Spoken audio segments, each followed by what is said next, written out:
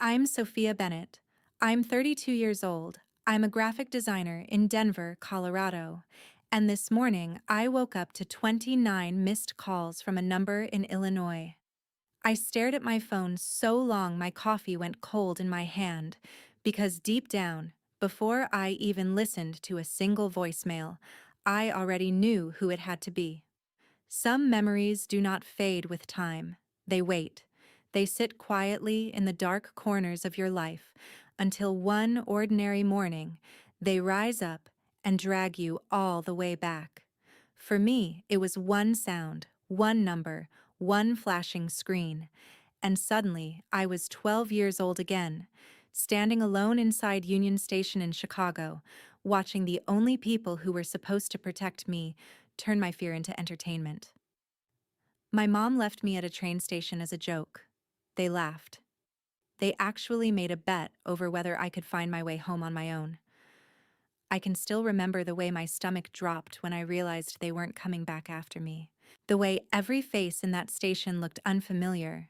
The way the whole city felt too big, too loud, too cold for a little girl with almost no money in her pocket. That was the day everything in my life split into two versions. The girl I had been before that moment, and the person I had to become after it. I never went back. Not that night, not the next week, not ever. I built a different life, a different name, and a future so far from them that most days I could almost believe they no longer existed. But this morning, those 29 missed calls proved something I had spent 20 years trying to bury. The past does not always stay where you leave it. Sometimes it comes looking for you. Hey, does the weather where you are feel perfectly in tune with your current mood right now? Growing up in Willow Creek, Illinois, taught me very early that appearances meant everything in my family. To our neighbors, we looked solid and respectable, the kind of middle-class American family people pointed to when they wanted to talk about hard work and good values. My parents owned a small but successful chain of home goods stores, the kind of places that sold kitchen mixers, bedding, discount coffee makers, and every random household item people forgot they needed until they walked past a bright display. On weekends, my father grilled in the backyard, my mother waved at people across the fence, and everyone acted like we were building the kind of life other families should admire. But inside the house, love was always tied to performance, and safety depended on whether my mother was bored enough to invent another lesson. She loved calling them lessons. That was her favorite word. If I cried, I was too sensitive. If I asked for help, I was helpless. If I forgot something, I needed to learn responsibility. She could turn any normal childhood mistake into a reason to humiliate me, and my father always backed her up with a grin, like cruelty was some kind of team sport they both enjoyed. When I was 8, I asked for a pair of sneakers at the mall because my old ones were falling apart at the toes. My mother told me I was acting spoiled, marched me to a bench near the food court, and said if I wanted to live in the real world, I could start by sitting there alone and learning that nobody owed me anything. They left me there for almost 3 hours. I remember staring at the pretzel stand, smelling cinnamon and butter, trying not to cry, because every time I cried, it seemed to entertain them. When they finally came back, my father laughed and asked my mother if she owed him $20 because he had guessed I would still be sitting in the same spot. When I was 10, I cried after a youth football game because a group of boys from school had mocked me in the parking lot, and instead of comforting me, my parents drove to the far side of the stadium lot, told me to get out, and left me there after sunset because, according to my mother, tears made people weak, and weakness attracted worse treatment. I sat on a concrete curb with my arms wrapped around my knees, watching trucks pull out one by one until they came back nearly an hour later with fast food for themselves and no apology for me. My father thought it was hilarious that I was still there. He said he had bet I would try to hitch a ride home or beg strangers for help. That was the pattern. Everything became a test. Everything became a joke at my expense. Everything became a way for them to prove that the world was hard, as if I needed them to harden it further. The strangest part was that they never thought of themselves as cruel. They talked about character and grit and preparing me for reality. They used big words to make ugly things sound noble. If anyone had asked them, they would have said they were raising an independent daughter. But independence was not what they were building. Fear was. Hypervigilance was. Silence was. I learned to study their moods before speaking. I learned how to disappear in my own house. I learned that if I stayed quiet enough, useful enough, invisible enough, maybe I could move through a day without being chosen for one of their experiments. The only place I ever felt like I existed outside their rules was on paper. I drew constantly. I drew on the backs of receipts, in the margins of school assignments, on cheap sketch pads I bought with babysitting money. I drew bedrooms with locked doors, train windows full of light, women standing on mountaintops with no one behind them. At 12, I could not have explained any of that to you, but I know now that I was trying to draw my way out of my own life. What pushed everything over the edge was something so small most parents would not even remember it a week later. I got a B+ in art. Not math, not science. Art. The one subject that made me feel alive. I was proud of it until I walked through the front door and saw my mother holding the report card like it was evidence of moral failure. She asked how a girl who spent so much time drawing could still manage to disappoint her in the one class she supposedly cared about. My father said maybe I was getting lazy. My mother said maybe I had started thinking effort was enough. That night, while I sat in my room pretending to do homework, I heard them talking in the kitchen, their voices low and amused in the way that always made my stomach tighten. My mother said I needed a lesson I would never forget. My father said he would bet money on that. The next morning, they acted so cheerful it made my skin crawl. My mother made pancakes. My father actually asked me if I wanted orange juice. They told me we were taking a day trip into Chicago, just the three of us. And for one stupid, desperate second, I thought maybe they were trying to reset something. Maybe they had cooled off. Maybe the report card fight was over. Maybe this was the closest thing my family could manage to an apology. I should have known better. The whole drive from Willow Creek to the city felt off, in a way I could not fully name at the time. My father kept the radio loud and drummed on the steering wheel like he was in a great mood. My mother kept turning around from the passenger seat to ask me questions she already knew I would answer carefully. Did I think I was smart? Did I think smart girls were ready for the real world? Did I think life would care whether I was scared? Every answer I gave seemed to amuse them. Every time I tried to stay quiet, they pushed harder. By the time the skyline came into view, I had that familiar feeling in my body, the one that said something bad was coming and I would not be allowed to prepare for it. We parked near Union Station around noon. I had never seen anything that big or that crowded up close. The station felt like an entire city compressed under one roof. People with rolling suitcases hurried past in every direction. Businessmen, families, tourists, college kids, all of them moving like they belonged there. I stayed close to my parents because I did not know where else to stand. Inside the main hall, my mother pointed to a huge pillar near the entrance and told me to wait right there while they moved the car and grabbed lunch. 15 minutes, she said, maybe 20. I asked if I could go with them, and my father laughed so loudly people turned to look. He said I was 12, not 2. My mother leaned close and told me not to embarrass her in public, so I nodded and stayed by the pillar while they walked away. I remember checking the big station clock over and over. 15 minutes passed, then 30, then 45. At first I kept telling myself the parking was bad, or the food line was long, or they had gotten turned around. An hour in, my chest started to hurt. An hour and a half in, I could feel panic rising so fast it made my hands shake. I had $9 in my pocket. No phone, no address written down, no idea how the trains worked. I had never felt smaller in my life. I started walking a few feet away from the pillar and then rushing back because they had told me not to move, and even then, part of me was still terrified of doing the wrong thing. The station got louder as the afternoon dragged on. Every announcement over the speakers made my heart jump. Every woman with dark hair made me turn my head. Every second stretched until it felt cruel. Then I saw the car. Through the front windows. Moving slowly past the street outside, I saw our car glide by. My whole body jolted with relief so strong I almost laughed.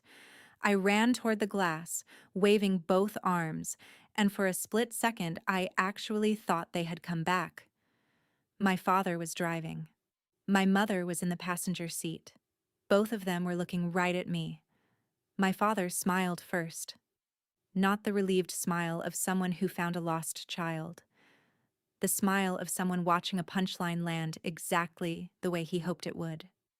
My mother rolled down her window and leaned out just enough for me to hear her over the traffic. She yelled, "I bet $50 you cannot even find your way home." Then she laughed. My father laughed with her. He lifted one hand off the wheel in this stupid little thumbs up, like they were congratulating themselves for being clever. Then the car moved on and disappeared into traffic. That was the moment the world changed shape for me. It was one thing to fear they might forget me. It was one thing to suspect they were teaching me another lesson. It was something else entirely to see them choose it, to watch them enjoy it, to realize that my fear was not a side effect of what they were doing. It was the point. I stood there frozen until someone brushed past me and muttered, "Excuse me," and the sound of a stranger's voice snapped me back into my body. I ran back inside because I did not know what else to do. I wandered from one end of the station to the other, crying off and on, wiping my face every few minutes because I was still embarrassed to be seen upset. My parents had trained that into me too. I tried to think of anyone I could call, but there was no one. I tried to picture the route home, but home might as well have been another country. I sat on a bench, then stood up again, then walked in circles until my legs hurt. At some point, I stopped expecting them to come back. At some point, the waiting ended and the abandonment began. That difference may sound small, but when you are 12 years old, it feels like falling through ice. I spent almost 3 hours inside Union Station after they left me there, long enough for the light outside to begin shifting, long enough for the crowds to thin and fill again, long enough that I stopped thinking in complete sentences and started moving on instinct alone. I stayed away from doors because I was afraid of stepping into the city and getting even more lost. I stayed away from police because my parents had always told me that if I caused trouble, authority figures would make everything worse. I stayed away from strangers because the same people who abandoned me had spent years teaching me that asking for help was weakness. Looking back, I think that was one of the cruelest parts of what they did. They trained me not to trust anyone, then left me in a place where trust was the only thing that could have saved me quickly. The person who finally noticed me was a station employee named Maria. She was in her 50s, with tired eyes and the kind of calm voice that made you want to tell the truth, even when you were scared. She had apparently seen me pass the same row of seats and vending machines multiple times. She stopped me near a hallway leading toward the administrative offices and asked if I was lost. I lied immediately. I said I was waiting for my parents. She asked how long I had been waiting. I said I did not know. She asked if I had eaten. That was the question that broke me. I started crying so hard I could barely breathe. All the shame I had been swallowing since noon came apart in one ugly rush. I told her they had left me. I told her they drove past the station and laughed. I told her my mother had bet money on whether I could find my way home. Maria did not react the way my parents would have. She did not tell me to calm down or accuse me of being dramatic. She crouched slightly so her face was level with mine and said, very clearly, "You are safe right now, and I am going to help you." Security was called first. then transit police. One officer took my statement while another checked the station cameras covering the front entrance. They were able to confirm that I had been standing there for a long time and that a car matching my description had slowed near the curb outside before leaving again. That mattered later. At the time, all I knew was that the adults around me had suddenly become very serious. One of the officers asked for my parents' names, our home address, our store name, everything I could remember. Another brought me water and crackers because I had not eaten since breakfast. When they finally reached my parents by phone, I could hear only half the conversation, but I will never forget the expression on the officer's face. It went from cautious professionalism to open disbelief in about 10 seconds. He asked if they were on their way back to Chicago immediately. Then he went quiet for a long moment, listened, and said, "No, ma'am. Leaving a 12-year-old in a major transit station is not a lesson in independence. It is child abandonment." My whole body went cold when I heard those words, not because they sounded too harsh, because they fit. By early evening, I was sitting in a small interview room with a social worker while a report was being prepared. She explained that because my parents were refusing to return right away and were still insisting this had been a parenting decision, I could not simply be sent home even if they later changed their minds. There would be an emergency placement until family court reviewed the case. I did not understand most of the legal language, but I understood the look on her face. She believed me. More than that, she believed I had not been safe long before that day. I was terrified when they told me I would spend the night with a foster family. I had grown up on stories about what happened to children who were taken away, but then I met Mark and Laura Bennett. They were not glamorous, and they were not trying too hard to seem perfect. He was a photographer with ink stains on his fingers from handling prints. She was a preschool teacher who smelled faintly like lotion and classroom paper. Their house was warm and cluttered in a way that felt lived in instead of chaotic. There was a lamp on in the entryway, framed family photos on the wall, and a dog bed in the corner, even though the dog itself was asleep somewhere in the back. Laura asked if I wanted spaghetti or soup. Mark asked if I preferred the hall light on or off when I went to bed. Nobody yelled when I said I did not know. Nobody made fun of me for crying at the dinner table after taking 2 bites and realizing I was too exhausted to pretend I was okay. That first night in their guest room, I barely slept. Every car door outside made me flinch. Every creak in the hallway made me sit up. But even through all that fear, one thought kept circling in my mind. A stranger at a train station had shown me more kindness in 5 minutes than my own mother had shown me in years. I did not have the language for that yet. I only knew that the world suddenly looked different. And once you see that other people are capable of protecting you, it becomes impossible to keep calling cruelty normal. The days that followed felt like living inside somebody else's life.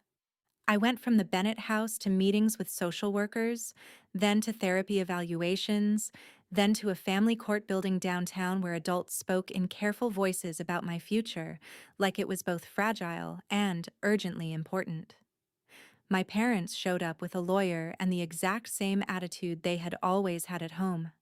Calm, offended, slightly amused that anyone was taking this so seriously. My mother wore a navy blazer and pearl earrings, as if looking respectable would erase what she had done. My father kept leaning back in his chair with his arms crossed, like this was all an inconvenience he would eventually outlast. They did not deny leaving me at Union Station. That was the unbelievable part. They admitted it. They just insisted it had been controlled, educational, necessary.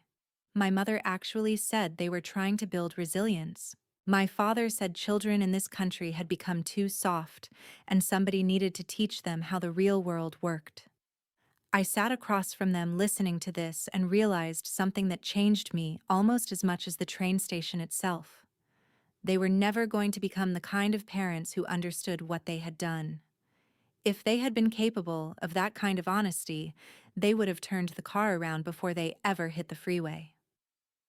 The court-appointed therapist's report described a pattern of emotional abuse, humiliation, neglect, and escalating endangerment.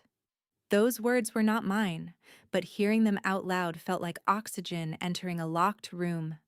For years, I had thought my childhood was somehow my fault, because that was easier than believing the people in charge of me were choosing harm on purpose. The report made it plain. This had not been a misunderstanding. It had not been a strict parenting style. It had been abuse dressed up in middle-class language. When the judge finally asked if I wanted to return home while the court monitored the family, I said no. So quickly the answer seemed to shock even me.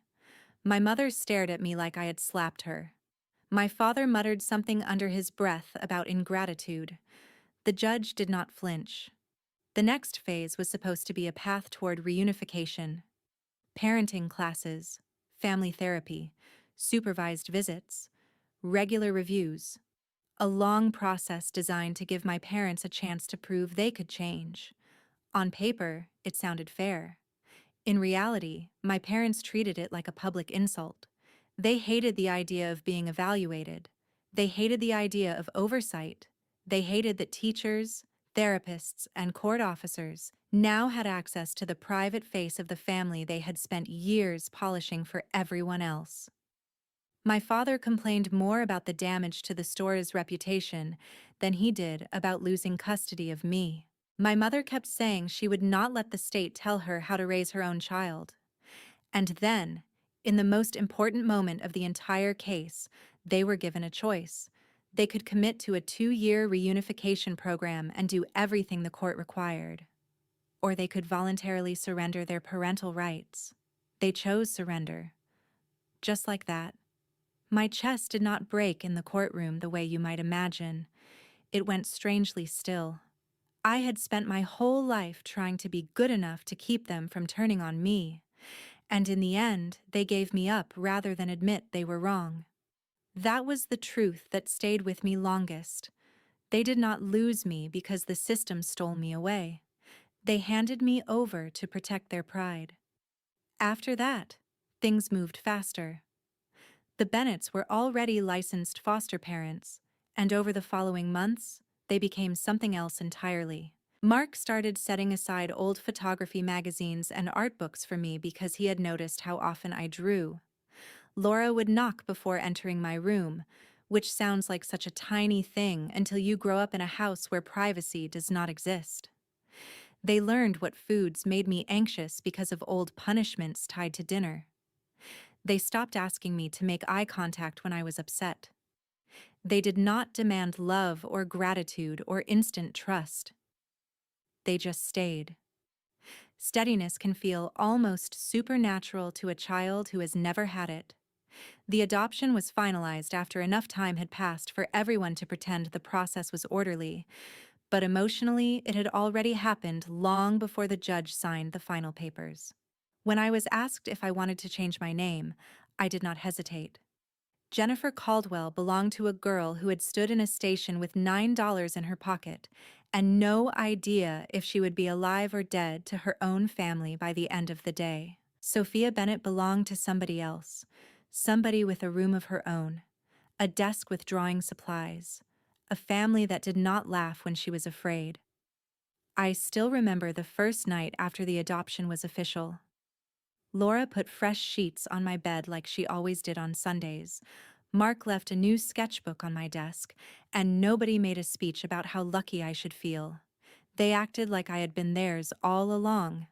That quiet certainty healed more in me than any dramatic moment ever could.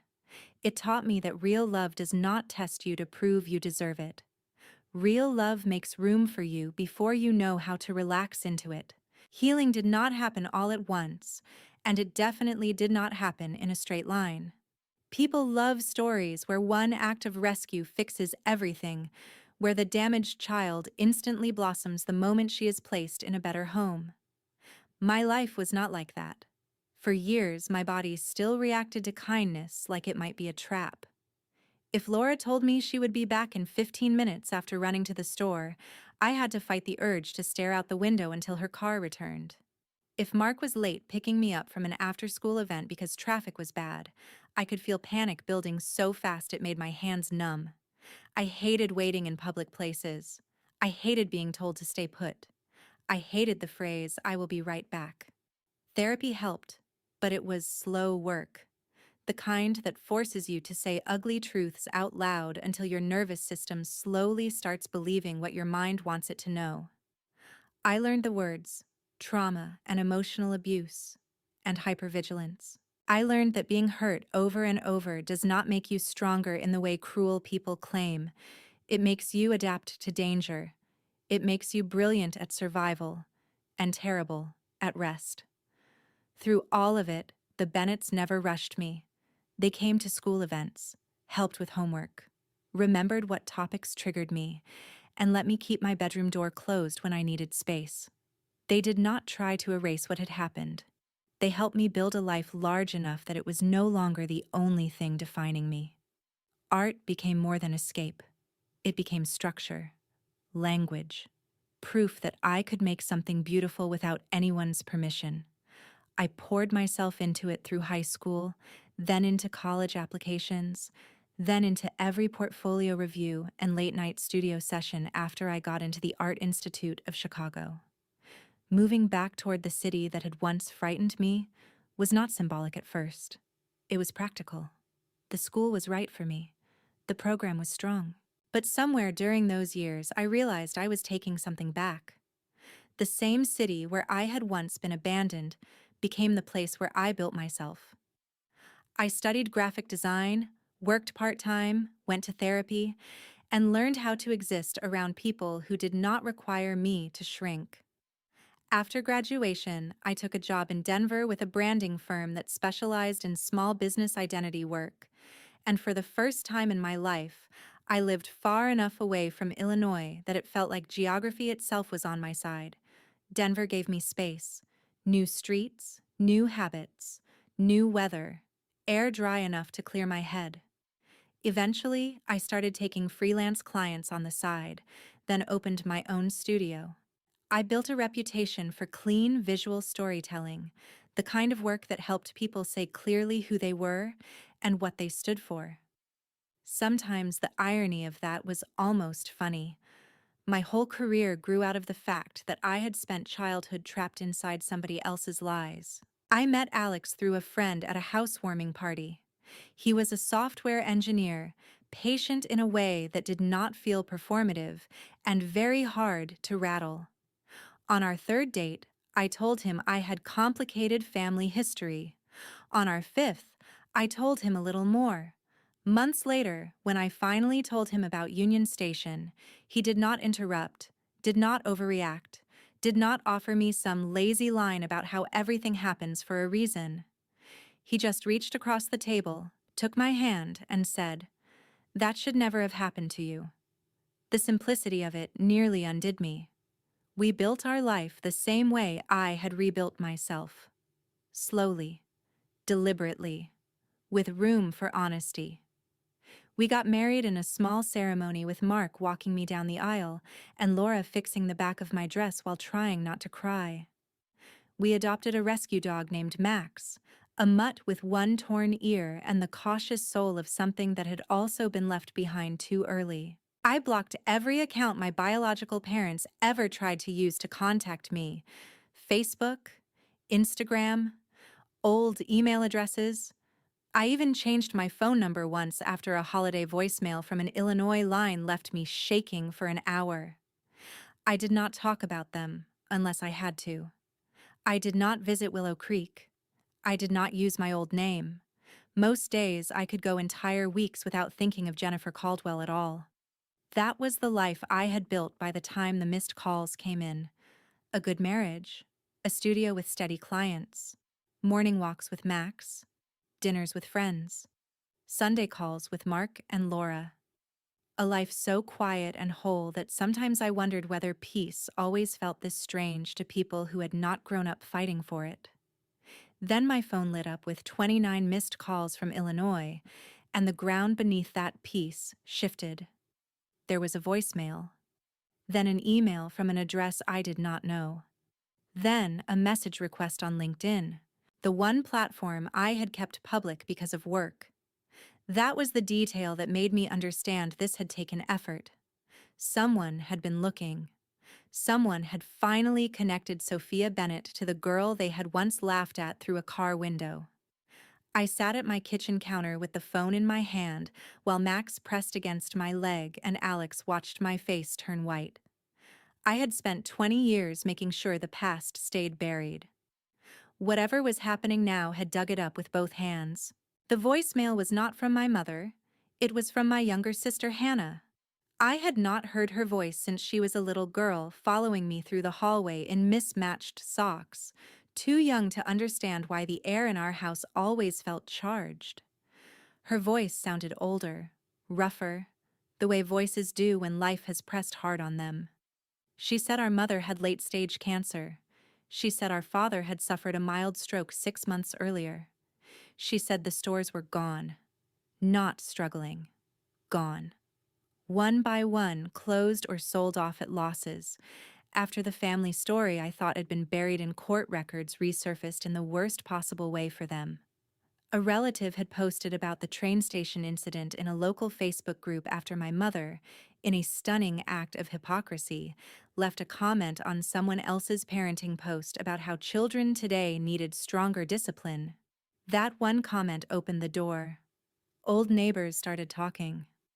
A retired court clerk, who should probably have minded her own business but did not, hinted that the rumors were true. Someone found an old newspaper brief about a custody matter tied to a minor abandonment investigation. Then, a former employee from one of the stores chimed in about what my parents were like behind closed doors. The image they had spent decades curating collapsed in public, fast and ugly. Customers stopped coming. People drove to bigger chain stores in the next town rather than give them another dollar. Church friends went quiet. Civic groups stopped calling. Willow Creek, which had once protected them with gossip and politeness, turned on them with the same tools. Hannah said they were living in a subsidized apartment outside town now. No house, no stores, no standing, no version of the old family left to hide inside. Then she said the line that told me exactly why there had been 29 missed calls instead of one respectful message. They wanted me to come back. Not because they had suddenly become different people. Not because time had made them brave enough to face the truth. Because they were out of options and terrified of dying alone. I asked Hannah why she was calling if she knew I had every reason not to answer. There was a long pause, and then she said, "Because I wanted you to hear it from someone who is not lying to you." She told me she had cut contact too, not years earlier, but recently, after becoming a mother herself, and finally requesting copies of the court paperwork to understand what had really happened when I disappeared from the family. Our parents had spent years telling her a watered-down version, that I had overreacted, that the state had overreached, that I had been manipulated by foster parents who wanted a daughter. Hannah said reading those records felt like being hit by a truck. She looked at her own little boy after that and realized she could never let people like that near him again. Hearing that should have made me feel triumphant. Instead, it made me feel tired in a place deeper than anger. She asked if I would come. I said I would think about it. Alex told me I owed them nothing. Laura told me whatever I chose. It had to be for my peace, not their comfort. Mark said very quietly that some people only look for the bridge after they have burned the house down. I sat with that all night. By morning, I knew one thing clearly. I was not going back to save them. I was going back to end it in my own voice. I flew into Chicago 2 days later and drove the rest of the way to the hospital where my mother was receiving treatment. The room smelled like disinfectant and stale fear. My father looked older than I had imagined, smaller too, as if illness and disgrace had finally stripped him down to the ordinary man beneath the performance. My mother still had that instinctively arranged face, even half sick, like dignity was something she could apply like lipstick. For a second, nobody spoke. Then my mother started crying before I had even sat down. Not a quiet cry either. The kind built to pull focus. She said my name. My old one.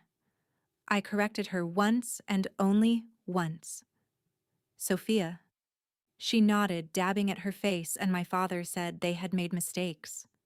Mistakes. The same cowardly